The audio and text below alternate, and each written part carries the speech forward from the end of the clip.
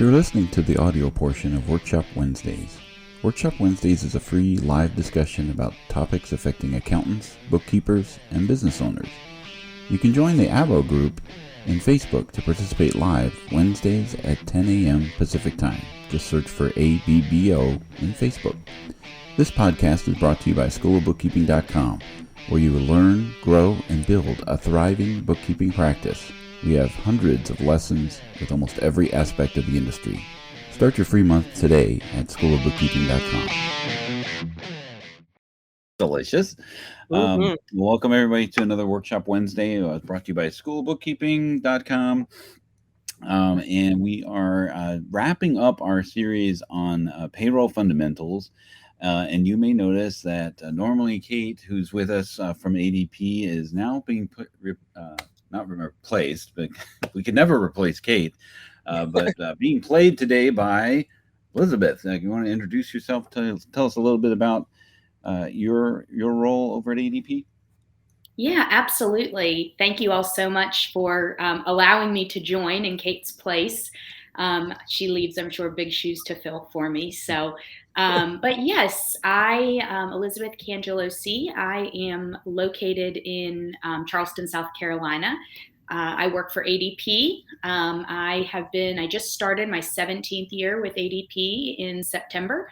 So I have done a lot of different things within that time frame, but most recently, the last 9 years, I have spent my time in our PEO, Professional Employer Organization division, and it's called ADP Total Source. That's the name of our PEO. So if you hear me reference Total Source, that's what I'm referencing. They're interchangeable. Yes, absolutely. Okay, so we appreciate you joining us for that, because as we kind of ran through this 6-month payroll fundamentals topics throughout our Workshop Wednesday series here, and we're talking very, very basic stuff, like what is an employee, what is a deduction, and as we get to the landing, the runway here, where we're finishing up this series, things start to, there's always that, well, what if it's more complicated? What if my payroll is more complicated than I've hired my family to do, as my employees. I don't necessarily need all these things like an employee handbook, because it's just a family business and those types of things. What typically is like the trigger event that you see where things get a little bit more complicated with regards to payroll in general? Sure. Great question. Gosh, so it has certainly changed over the last couple of years. Certainly, state and federal legislation changes and regulations have, we can thank for that. I would say that currently, in the current landscape that we're in, after the pandemic, we have more people working remotely than ever before. Companies have had to really adapt to this new remote work environment, especially to retain employees, because they got a taste of it and want to keep it that way.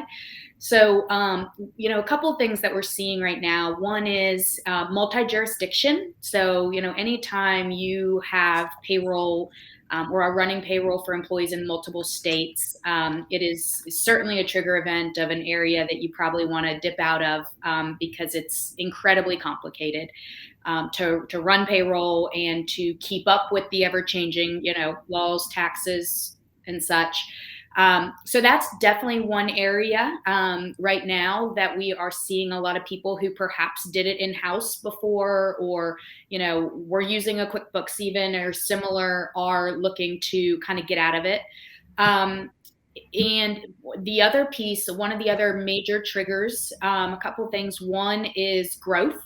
So in companies that are either currently sitting in growth mode today or have projected growth plans that, they need to get a scalable solution in place that can help them, allow them to focus on the organization, the growth, what needs to happen, behind the scenes in order for that to happen, so that they're not spending their time, in-house worrying about things like HR administration and payroll and employee onboarding and compliance. So growth is certainly one of the other trigger events that we see. I would say, especially with the small to medium sized market, you are definitely a major trigger event is always in benefits, employer related benefit offerings. The open market that we live in today with company sponsored health benefits is just so volatile. Renewals that companies are receiving are currently trending in double digits. And with this labor shortage and the great resignation, as they call it, benefits are still a very, very important piece to an employee package, and getting rid of them is really not an option. And so we are seeing that companies are really diving in and looking at all options, all available options that can help them to contain costs, obviously get out of that volatile, up and down market, and also be able to perhaps offer better benefits than what they have today, and hopefully, procure those at better rates, not only for themselves as the employer, but for the employees. And so we're seeing that alongside growth and multi-jurisdiction, is probably one of the third trigger events right now, coming out of the pandemic. Everybody knows there was more health insurance used those years than any carrier could have ever imagined. And with coming out of the pandemic this past year, a lot of elective surgeries and different services that were put on hold have been happening. And so, that is a dictation of what we're seeing in the market now with these high medical renewals that unfortunately companies are starting to see, and we expect that to continue. So I think companies are trying to get ahead of it. Yeah. So Carrie, you would agree with all of those things that she just said, right? Because I think you went through all three of those, the gamuts that she was talking about. Like, yes, all three, you check the boxes, right? Yes. We actually were using the assisted QuickBooks Payroll for years. I mean, ever since I launched in 2010 when CBG was born, and used it, and I was fine with it, but it wasn't, it was really just running payroll. It wasn't giving me anything extra. And when we partnered up with Kate, I can't recommend stuff unless I'm using it. So we first started with the ADP run so we'd understand how that works, got it working.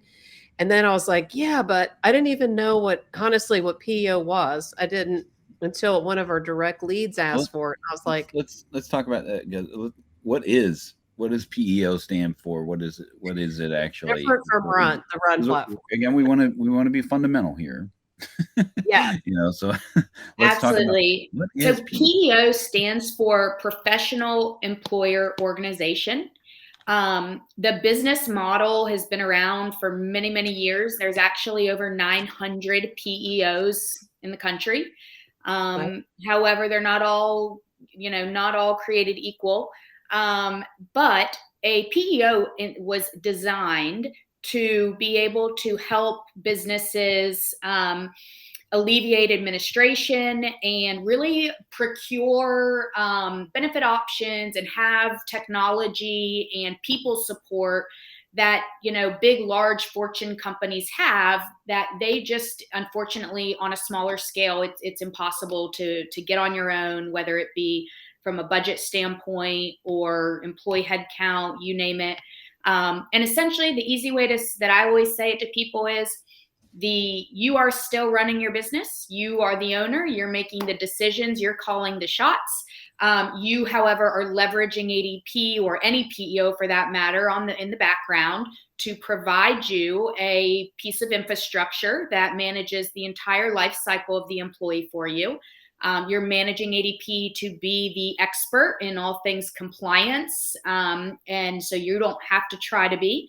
And you're leveraging ADP for our buying power and for the ability to be able to hopefully offer a Fortune 500 caliber style benefit suite to your employees. So we kind of sit behind the scenes. You are still the face of the employee, but that essentially and we share in that liability of having employees, which is pretty brings a lot of value to business owners that they don't have to continue to be up to speed on everything compliance when it comes to managing employees. And we know, the risk when you have employees is great. And as you continue to grow, that just becomes bigger and bigger. So I have a question. Hopefully that explains it. I know Dan's going to try to say one real fast, but years and years ago, there was employee leasing. And I know this is different from it. Can you tell us the difference? Because I think that was sort of designed the same way, so you get that pool of benefits. Absolutely. That's a great call out. So employee leasing was designed many, many years ago. However, we are seeing that kind of diminish in the market once ACA, Affordable Care Act, came to be. And, when you had 50 employees or more, you had to have health. We started to see those slowly trickle out. However, employee leasing was created for companies to do just that. Lease employees from a company. So that company made the rules, they hired, they fired, they paid, and the business owner, borrowed them to do whatever job it was they needed to do, but they weren't the employer of that individual. That is not what PEO is by any means. You are still the employer. It is a co-employment model, meaning that you are still an employer. ADP is backing you up as the employer. So at the end of the year, when a W-2 is handed to an employee, it has your logo, your EIN, but it does also have the ADP logo or whatever PEO you choose to be with. And so it is a co-employment model where employee leasing is totally, you really have your hands are tied when it comes to managing employees. And that's a good call, because a lot of times people get that very confused and think that the employees are no longer theirs. And that couldn't be further from the truth in a PEO model. So this is just a great way to tap into the big amount of benefits, I think, the health insurance and so forth. So the benefit, one of the benefits of as an employer is that you get to leverage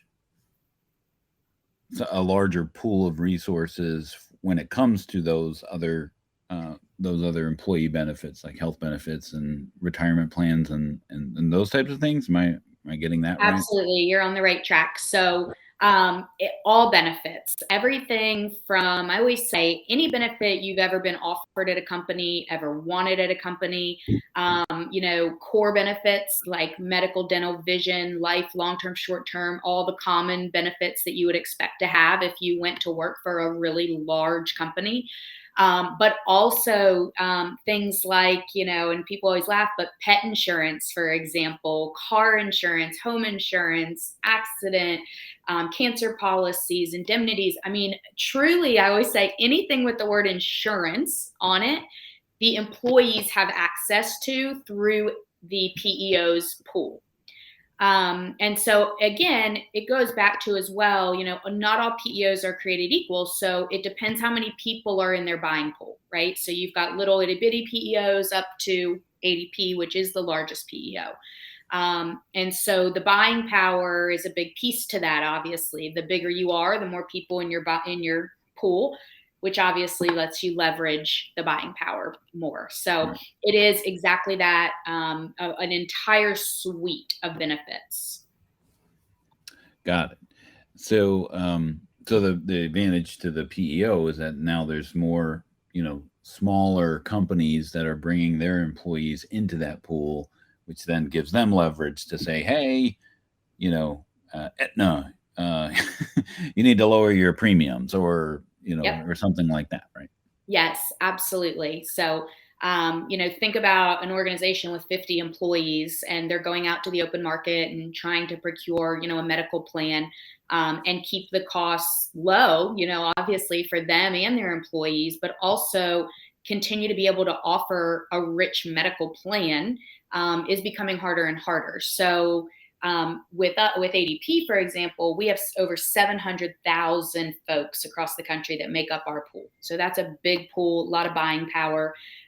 So when you're going to market to get rates at 700,000 versus 50 employees, that's a big difference. And so, yes, to your point, that is where you see not only the ability to join more benefits and to procure better costs, but it's a long-term stabilization as well. So the goal is to contain what are typically an employer's largest expenses outside of payroll, their benefits packages and workers' compensation.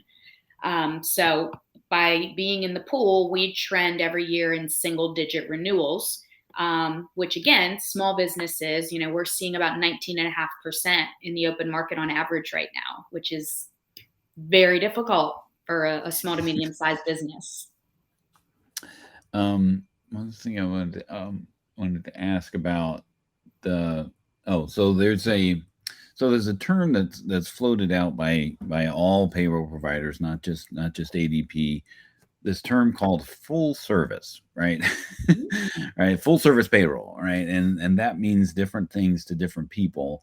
I think from a business owner's perspective, when I hear full service, I'm like, I'm out. Like I am completely out of the decision process or anything like that. Maybe I'll make a few initial choices and then I'm done, right? Like what does PEO mean in relationship to full service payroll? Or would somebody be in that boat where they'd be like, okay, well, there you go. And any payroll concern, I send to you. That's a really great question.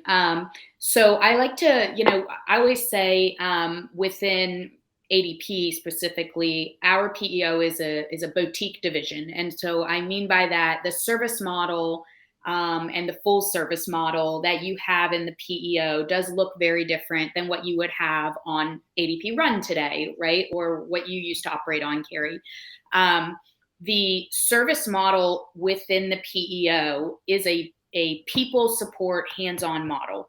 And just to do exactly what you mentioned, Dan, right? So there's a lot of liability in, helping employees decide on things like how to do a W-4, right? Or what benefits are the best benefits for them and their individual needs. And so we really want to alleviate the employer or, the employer being in the hot seat and getting those types of questions from employees. And so the service model is a people support model, meaning, yes, you have a one-on-one relationship for payroll. So to your point, if you were moving into a new state you've never operated in, or you have a child support garnishment in a state, that you need help getting made, you're just sending that right through to Carrie or Liz or whoever your payroll representative is. From a benefits standpoint, the benefits service is responsible for doing things like helping employees get enrolled in benefits, answering questions, helping them understand different types of insurance and plans so that they're not coming to you. They're doing the reconciliation of numbers behind the scenes, right? And so that, again, the employer isn't spending time reconciling different insurance bills and, making sure that terminated people are getting off the bills and new people are coming on. Third, you have someone that is what we call kind of loss prevention. So they manage your workers' comp policy. They help you, with standard operating procedures or trainings, evaluations, you name it. OSHA compliance is a big one. And then fourth and final is your account manager. That person is a human resource business partner, so very, very versed in everything HR. And they do act as your quarterback of your account. And so to your point, a good example that I always use is the pandemic. And when, everybody had to quickly adapt to being a work from home environment. The folks that were in ADP Run, right, and that were on our payroll solution, we of course provided them tons of education on all the different things, PPP and all the things that they needed to know, but it was really up to them to take the bull by the horns and do what they needed to do for their organization.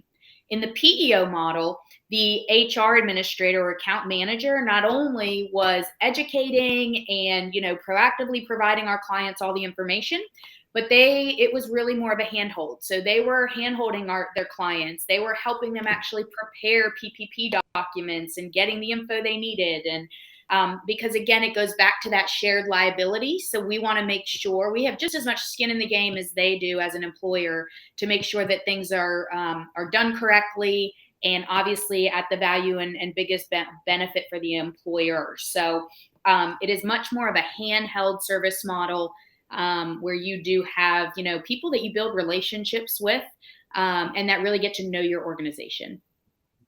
And is there any kind of peace of mind that the employer has? Like, okay, if I totally mess this up, right? Like, am I on the hook for something when you're in some kind of a PEO or when you're in the pool, right? Does that provide any kind of coverage for them as far as a peace of mind type of thing? Absolutely, in so many different ways. The idea behind both with benefits and workers' comp and being a part of the pool is that you are isolating yourself from things that are out of your control, right? So when you think about benefits, right? I mean, if you're a company and you've got people's children or spouses on your medical plan, you have no idea if they're healthy, if they're not, if they had a major surgery. All of those things are out of your control. However, those things dictate your medical or your benefit renewal year over year. So, if you're a company and let's say you had, 3 babies within the company that were born that were on your plan that year, that's a lot of claims. That is totally going to affect your plan the next year, but it's out of your control. Now, if that same thing happened under the PEO with our 700,000 plus, you are protected, right? Those 3 babies in your one company aren't going to affect the pool overall. So there's a huge peace of mind for business owners in the sense that, you have no control over your employees' health, over their dependents or spouse's health and what happens to them. And so it gives them control back and allows them to know that, financially, I know that no matter what happens this year, whether it's a great year or a bad year, I am not going, what the number I see at the end is not going to be dictated by that because I am a part of something so much larger. My little, group is not going to affect the pool. And that would be the same for workers' compensation, which is why a lot of times, a lot of blue collar companies are really great fits for PEOs because their workers' comp is such a high ticket item for them, obviously. And again, there are going to be claims, there are going to be accidents that are out of the owner's control. And so by being a part of a much larger policy, they are isolating themselves from seeing those big jumps in rates the following year if they were to have a claim against their own individual policy. So there is a lot of value, Dan, to a business owner, a lot of peace of mind that things are going to happen and they're not going to expect to, as I say, get white knuckled when the renewal comes in every year and worry like, oh my gosh, are we going to see a 20% or, is the plan going to water down, right? I mean, that's another problem is the rates go up, but the plans themselves become more watered down. And so you get to a point where is what you're paying for even worth it? And so there's many benefits to that and a lot of peace of mind. And that is, again, the model behind a PEO. It's cost containment long-term for businesses. I always like to say, it's not really, we don't look as ourselves as a vendor to a company, really more of a partner. Because typically when groups come on to PEO, they're there for the long haul because they do see a big ROI year over year at being able to contain their two biggest expenses, obviously benefit packages and workers' comp, typically outside of payroll. Right. Now, as if you could speak a little bit to the professional accountants that we might be talking to, what kind of benefit would they, when it gets a little complicated like that, when they're dealing with a client that is in this kind of situation, can they get themselves in trouble, or could they where do they fit in, to this kind of situation where the company's a little bit more complex in this payroll situation? Yeah. So we have accounting firms, just like, Carrie, that use this product for their own individual firms all the time, which is great because they see the value in it and they can then assist and help their clients, to your point, Dan, when situations arise, when they realize that things are becoming more complex, or that they need some additional help. Even a great example is international, back to people working all across the country. Yesterday, we spoke with an accounting firm that's got a client that's got US-based employees and now overseas employees for the first time. And certainly that's not something an accountant wants to dabble in at all. Yeah. And so it's an extra tool in the pocket of the firm, the accountant, to be able to say, hey, we have a solution for you. Here's why, here's what it can do for you. And again, kind of mitigate the risk that comes with having employees, and, typically allow them, again, back to managing their business and focusing on what they went into business to do. So many times companies, if you really stop and think about it, spend so much time with what I call the day-to-day, HR minutia, that is not revenue generating. It is not moving the business forward. And so the accountants, we find, are, kind of that sounding board for their clients. Typically the first place they go, right? I need help. Here's my situation. What do I do?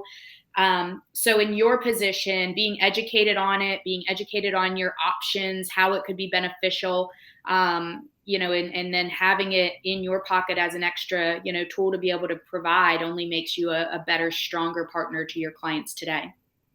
Awesome. And then for the people that have signed up for it, with that HR advisor, that's the person that can help them make their employee manual up to date and talk through reviews for employees and that kind of cadence, things to Absolutely attract new. And I think, isn't there also, they can also help you find new talent with something? Yeah, absolutely. Yep. So everything from recruitment to retirement and everything in between. Absolutely. So, it's whether it's kind of the basic side of HR that they need help with, but, most people don't realize, but, HR should be a strategic position within an organization. That is talent management, managing your people. Your people are your greatest asset, and they directly impact your bottom line. So many times clients get bogged down with all the tactical side of HR that they're losing the aspect of the strategic side. And that's where the PEO is such a great partner, because first of all, the technology is taking care of the tactical side. It's doing all of those things for them that they perhaps were doing on their own before, so that they can focus on the strategic side of HR. To your point, Carrie, they're not worried about handbooks and job descriptions and things of that nature. They're focused on succession planning, performance, compensation reviews, right? Brand, culture, talent development, all the things that are strategic for an organization and that truly are such an important piece, but so often get put on the back burner for companies. Mm-hmm. And when a bookkeeper or accounting professional is specializing in maybe offering, some kind of payroll service, and things get a little more complicated, I can see this as being a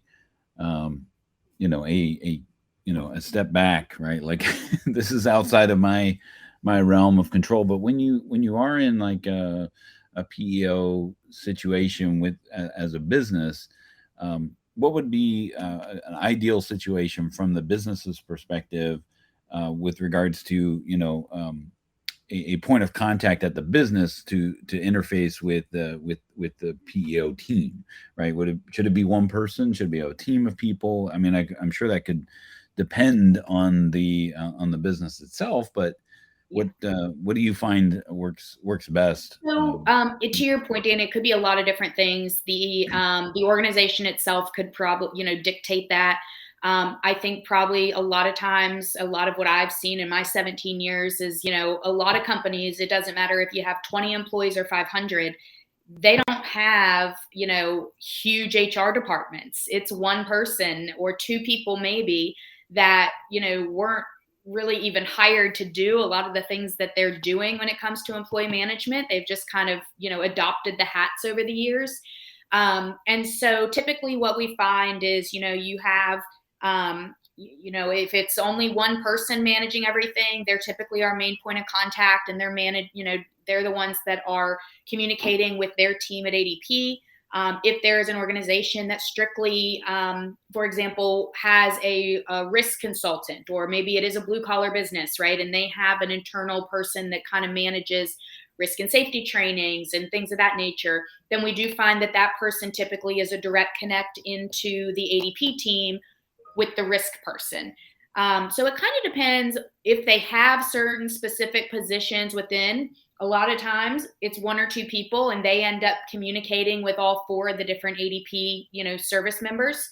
And the accountant is a part of that too. So, on y'all's side of the house, you all have the ability to be linked into their account, to pull reports, to be able to help advise them, anything. So you all have access to be as involved as you or the client wish for you to be as well, when it comes to direct contact with the group. Got it. Carrie, any final thoughts? I think we went over our half hour a little bit. No, I just think this is a really great, and we just started ours, so we're still taking advantage of some of the benefits there. You made me think of some more I didn't realize, like the word insurance.